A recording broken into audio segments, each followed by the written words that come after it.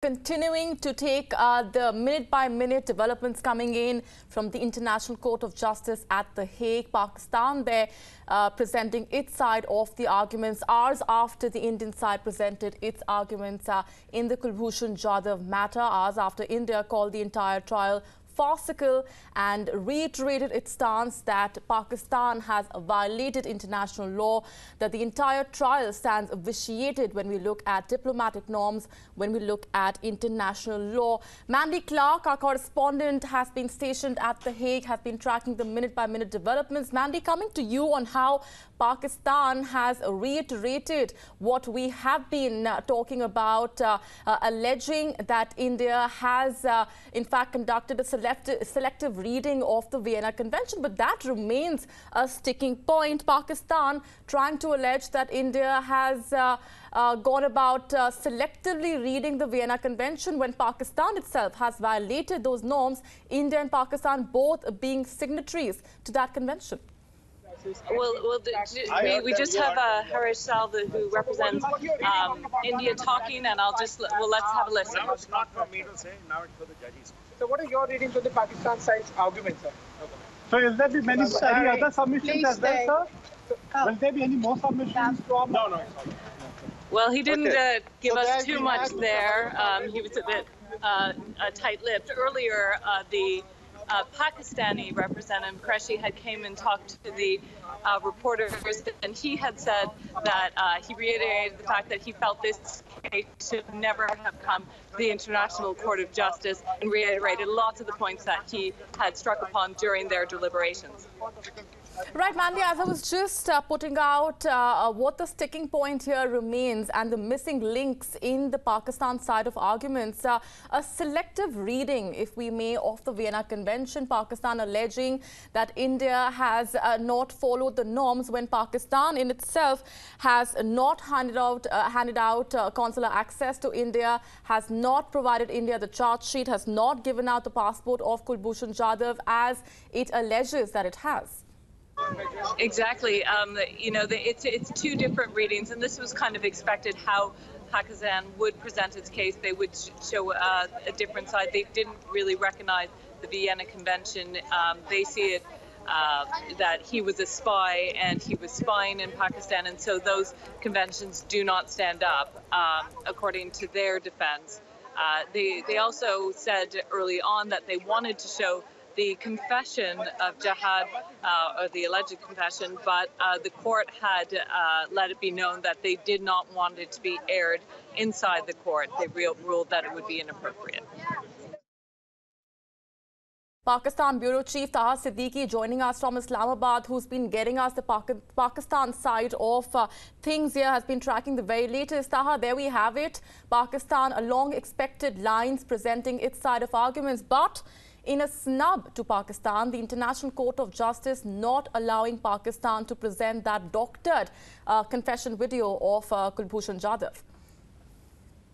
Well, definitely. I mean, that was one of the main strategies that Pakistan wanted to do, was to relay that video and broadcast that video at an international forum. We've been seeing that the Pakistani state or the military here, ever since they released that video, have been trying to push for its publication and its publishing in international papers, and trying to present that as evidence. And today's strategy, from what we were getting to know, also was that they would focus on this aspect of Bhushan being a terrorist, or he being an alleged spy, and how he was involved in terrorist acts. We saw, and then later on, but the court did not allow them to play the video, and which is definitely a setback, because they had gone with that mind to talk about Bhushan's involvement in and his confession, which again has been taken under questionable circumstances to begin with. So definitely a setback. Let me go back across to Mandy. Mandy, you've been tracking the very latest coming in from The Hague. What are you picking up on the Indian Council's reaction to the Pakistani side of arguments? Well, Harish Salav he came out very, very briefly, and he said very little about what the defense that Pakistan presented. He said it's not really up to him to judge, that it's now in the hands of the judges, and he didn't have a lot more to add. He felt that he had presented a very strong case and believes the judges will make the right decision. We, of course, got for our viewers that very short interaction with Harish Salve. Mandy Clark tried to also pose those questions to Harish Salve. Of course, the counsel there remaining tight-lipped, not revealing much at this point. Mandy, a quick update from you now that the arguments have concluded. How soon do we expect the order? We believe the ICJ has stated order as soon as possible. That's the latest coming in?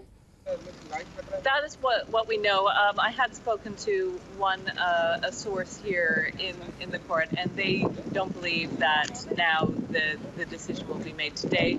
There will be a press release ahead of their decision, and then there will be another hearing where they announce their decision. So there will be around a day's warning before their decision is made. Right, Taha, also the kind of arguments presented by Pakistan just a short while back, just to recap those for the benefit of our viewers and to get in some further perspective from you on those. India is not cooperating on the probe is what Pakistan is alleging. Also going ahead and alleging that India has conducted selective reading of the Vienna Convention. Also alleging that India has been given a copy of Bhushan Jadhav's passport. These are the kind of claims that Pakistan is making and seems to be caught in this web of allegations, something that India, of course, has already countered. Well, definitely. I mean, here with if you look at, if you speak to the Indian High Commission based out of Islamabad, they have been constantly trying to go and get access, get documents, or get any sort of evidence with regards to this particular case. And I've been speaking to some sources inside there, and from what I gather from the Foreign Office and from the Indian High Commission here, basically there is a lot of there are two different sort of communications when it comes out. The Indian High Commission tells us a different thing. The Pakistan Foreign Office tells us a different thing with regards to the Bhushan case. And to a large extent, even with regards to, for example, when they talk about the passport, now they're not talking about the passport that Bhushan should have had as Bhushan. They're talking about a passport that Pakistan says was with a fake name, and that those details are provided. But then those details, to begin with, in the Indian High Commission here or the Indian government have always maintained that he had never been in Pakistan to begin with, so he could have never used that particular passport.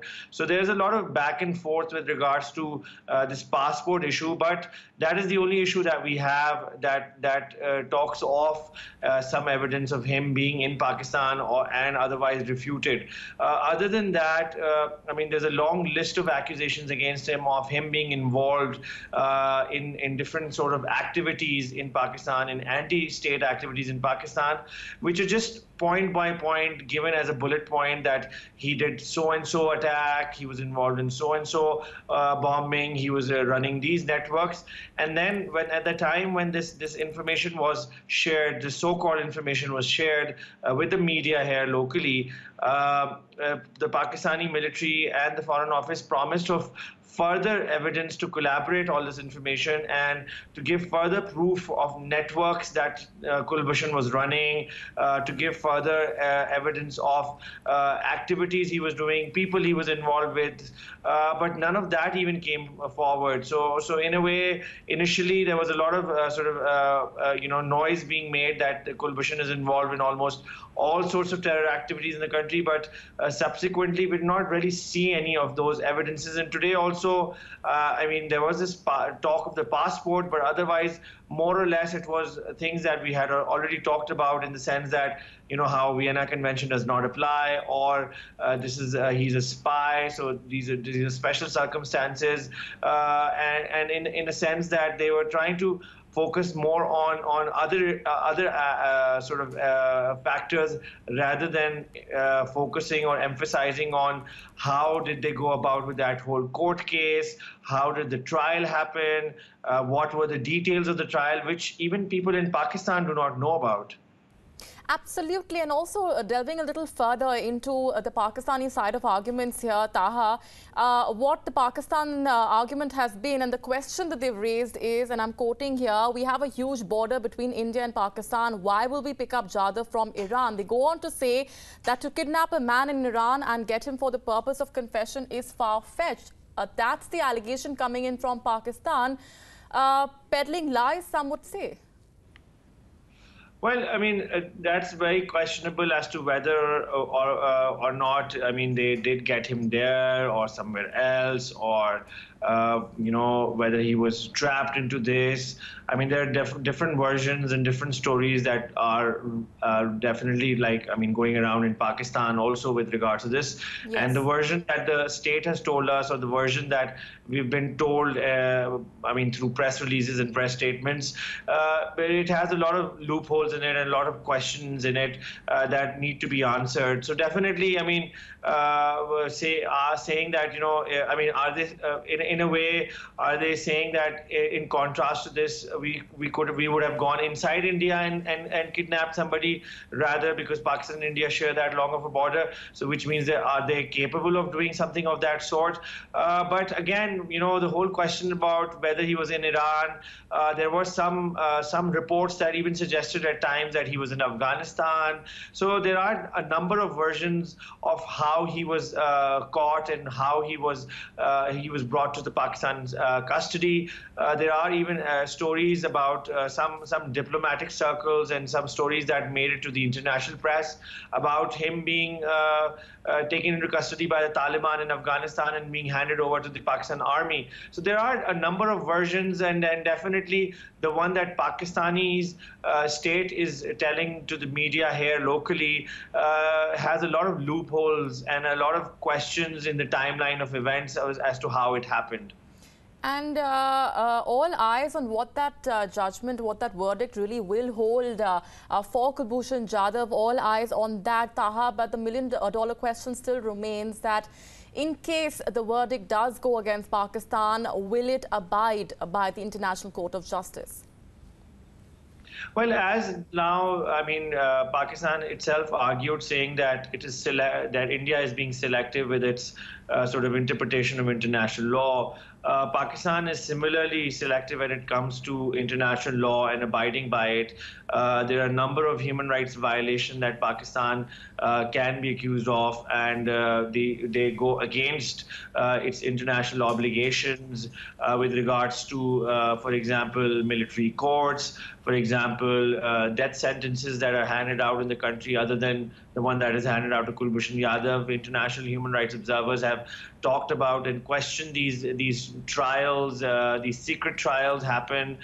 There are secret internment centers. Torture is a big issue in Pakistani police system. There have been a number of reports in that. Judicial sort of, you know, the way the judiciary works and whether or not evidences are furnished upon as per international standards, that's a big question. Investigations do not happen as per international standards. And so in that sense, I mean, Pakistan also picks and chooses when it wants to with regards to what and how it will, which legal laws it will abide by, which are internationally, which it internationally should abide by because of it being a signatory to UN conventions, for Vienna Convention, for example, or other such, you know, rules and regulations. And in that sense, I mean, whether or not if the decision goes against Pakistan, whether or not Pakistan will abide by it, that's yet to be seen. But from the looks of it, I don't think they're in the mood of that. They're already going to be playing this further. If we see, they're going to be playing it into sort of a Pakistan-India issue an issue which involves terrorism, cross-border terrorism, and involves security matters, and that is why they've been citing this 2008 consular access agreement, in which secure matters pertaining to security affairs have to be dealt with according to case-by-case basis. So they're definitely trying to get out of those international obligations from the looks of it right now.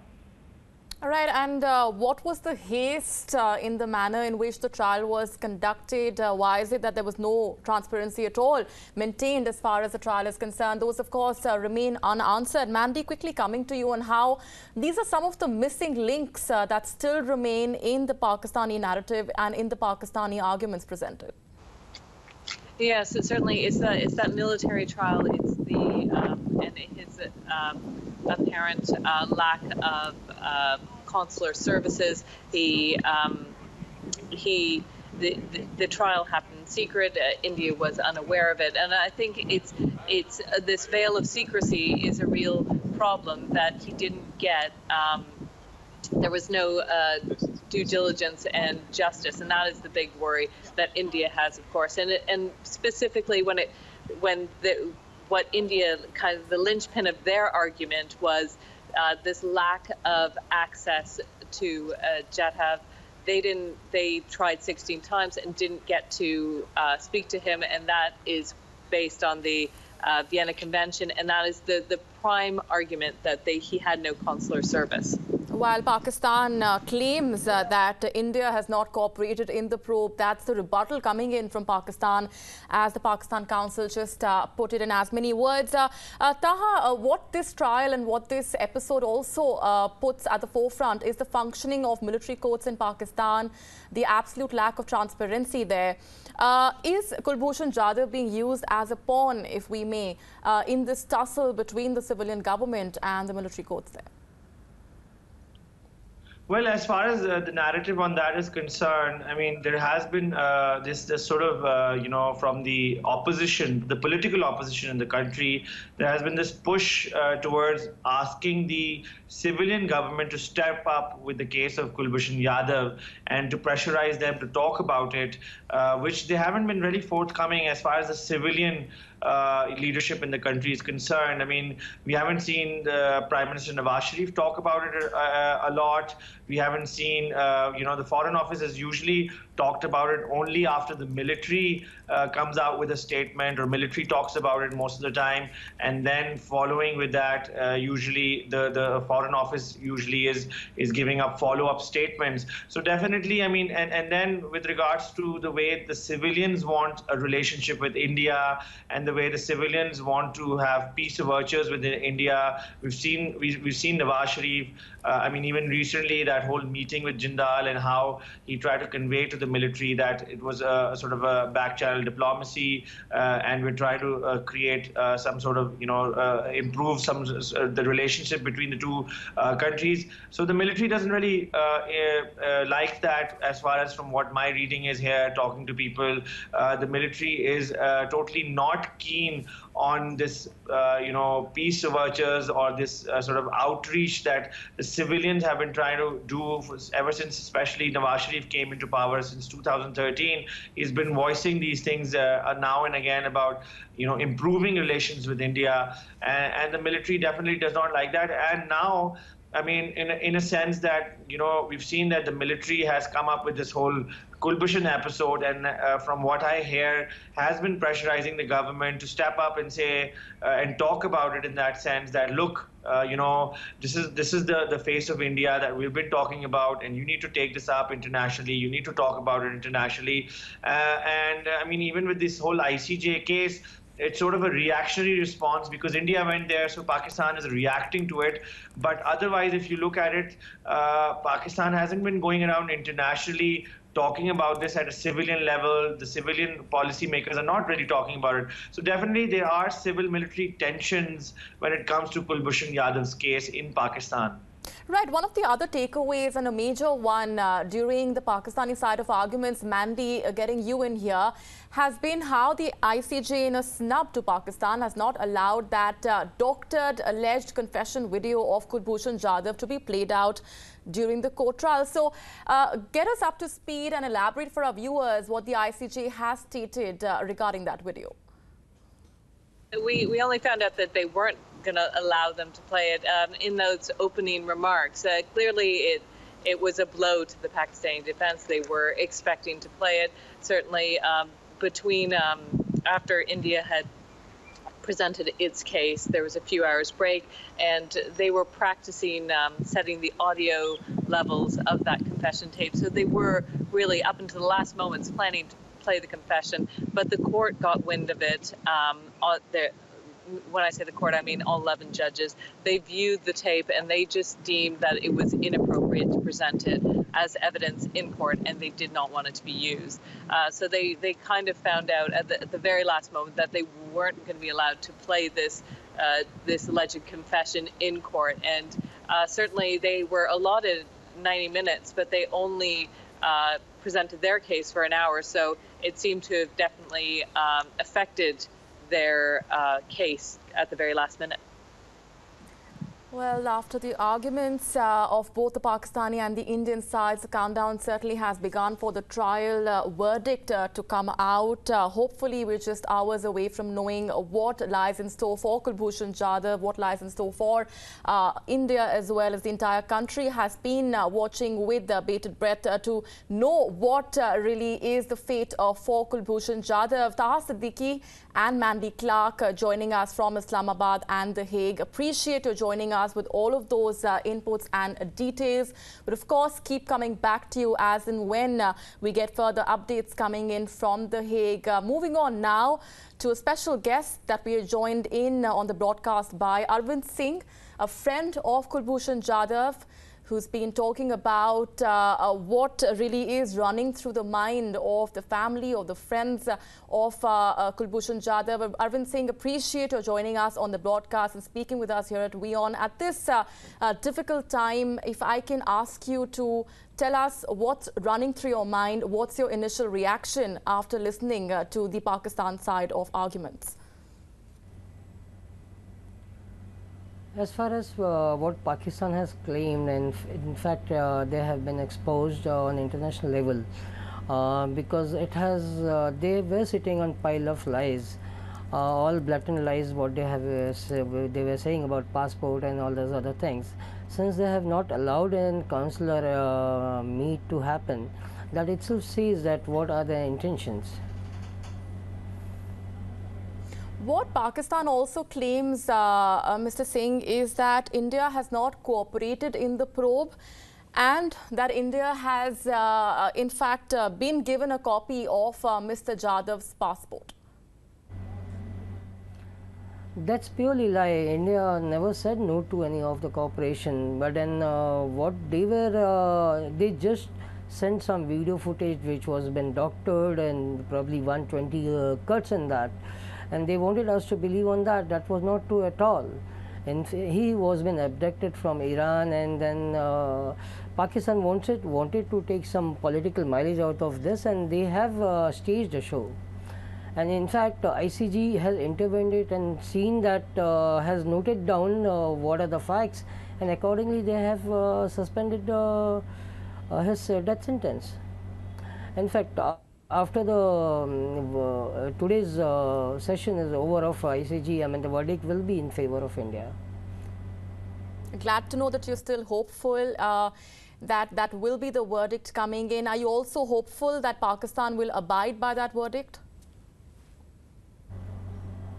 They have to, because in today's days, like when you have since the case has come out on the international front, they have to save their face. I mean, they just cannot go and execute him like this, because now it's world what is saying it, and they have to abide by the rules, abide by the ICJ verdicts. That Bhushan Jadhav is being used as a pawn or a scapegoat. Would you agree with that sentiment? Precisely. In fact, from the very beginning, we have been that feeling that he has been used as a scapegoat. If you remember Pathankot incidents, it was then when actually they came and did India cooperated in each and every step over there. They came and they investigated and they went back. Unfortunately, they have not allowed India to do this to our case. In a huge He has been framed. Yes, go ahead. Been framed. He has been framed. That's what people know now. He has been framed, that's the word coming in. As far as the trial is concerned and as far as the confession video is concerned, in a huge setback to Pakistan, the ICJ has not allowed Pakistan to play out that video. No, your reaction to that? The moment I heard that, I was quite happy. In fact, I was very well sure about it. Such international court cannot admit something which has been doctored, probably 120 cuts in that. They knew that it's a lie. I mean, this video has been doctored, and that was the precise reason they have disallowed that to be showed in the court, and we are very happy about it. Mr. Singh, we're completely running out of time. Just your final closing remarks on what's running through your mind before we let you go, and also how this is a huge question mark on Pakistan's military courts, the entire manner in which this trial was conducted, the lack of transparency, the violation of international law. Ma'am, as far as you see, Pakistan, they have been doing it in past. This is the way they conduct, but since ICJ has intervened, we are very hopeful that end of the day, the verdict will be in our favor. Ultimately, we want Bhushan Ji to be back as a free man in India, and we are quite hopeful about it. Well, hopefully we're just hours away from the final verdict coming in from the International Court of Justice at The Hague. Arvind Singh, Bhushan Jadhav's friend, joining us on the broadcast. Appreciate your sparing time at this difficult time. We've just got a relook at the Pakistani side of arguments for you, Pakistan has been reiterating that India has violated the Vienna Convention. India also in hours before Pakistan presented its side of arguments, maintaining that the entire trial stands vitiated in international law. We'll keep tracking the very latest coming in from the International Court of Justice. The verdict will be out as soon as possible, as our correspondent at The Hague was also getting us the very latest. With that, we're taking a short break. Much more coming your way on the other side.